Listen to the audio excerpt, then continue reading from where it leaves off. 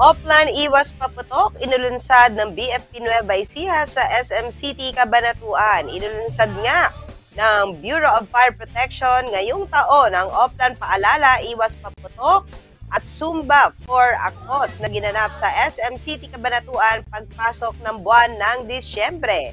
Layunin nito na i-promote ang kalusugan at kaayusan sa mga komunidad at sa mga lugar ng trabaho. Kaya naman tinalakay ang rules and regulations ng RA 7183 at guidelines on firecrackers and pyrotechnic devices at mga requirements, permits ng mga dealer, sellers at gagamit ng paputok ngayong Kapaskuhan at pagsapit ng bagong taon.